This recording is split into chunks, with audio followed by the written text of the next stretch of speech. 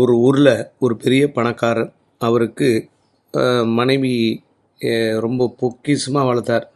மனைவி யாரும் பார்க்கக்கூடாது, மனைவி யாரும் தொடக்கூடாது அப்படின்னு பொக்கிஷமாக வளர்த்தார். அப்படியாப்பட்ட மனைவியும் அதே போல் தன்னை யாரும் பார்க்கக்கூடாது, தன்னிடம் யாரும் பேசக்கூடாதுன்றதில் குறிக்கோளாக இருந்தாங்க. அப்படியாப்பட்ட ராணிக்கு ஒரு நாள் அந்த பிறப்பு உறுப்பில் ஒரு கட்டி வந்துச்சு. இப்போது அந்த ஊரில் இருந்த பெரிய மருத்துவரெலாம் கூப்பிட்டாங்க. இந்த மாதிரிங்க, மனைவிக்கு உடம்பு சரியில்லை, அதனால் கூச்சப்படுறாங்க, அதெல்லாம் யாருக்கிட்டே காட்ட மாட்டாங்க, அது பார்க்காம ஏதாவது வைத்தியம் பண்ண முடியுமா, அது யாராவது மருத்துவர் இருக்காங்களா அப்படின்னாங்க. அப்படி யாருமே கிடையாதுங்க அப்படின்னு சொன்னோடனே இது அப்படியே போயிட்டே இருந்தது. கொஞ்ச நாள் கழித்து அந்த அம்மா கோயிலுக்கு போகும்போது மயக்கம் போட்டு விழுந்துட்டாங்க. அங்கே இருக்கிற காவலாளிகள்லாம் தூக்கிறதுக்கு தயங்கினாங்க. இந்த அம்மா யாரும் பார்க்கக்கூடாது, யாரும் தூக்கக்கூடாது, தொடக்கூடாதுன்னாங்களே, நம்ம எப்படி தொடுறதுன்னு சொல்லி. அப்போ அந்த அம்மா என்னை காப்பாற்றுங்க காப்பாற்றுன்னு மூச்சு வாங்கினே சொல்லுது. அப்புறம் அங்கே இருக்கிறவங்களாம் கையை வச்சு தூக்கிட்டு அரண்மனையில் போட்டாங்க. அப்போது அந்த ராணி சொன்னாங்களாம், பரவாயில்லைங்க, என்னை யாரும் தொடக்கூடாதுன்னு நினச்சேன், தொட்டுட்டாங்க.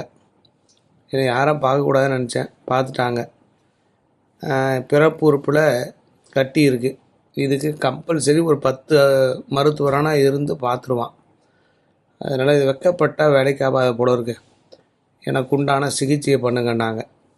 யாருமே இடிக்கக்கூடாதுன்னு சொல்கிற பொம்பளை கூட சேராட்டவில் 10 பேர் இடிக்கிறான். இது ஒரு மனிதன் வாழ்க்கை இப்படி வாழணும் அப்படி வாழணும்னு நினைக்கிறோம், ஆனால் விதி எப்படி வாழணுன்றதை கற்றுக் கொடுக்குது.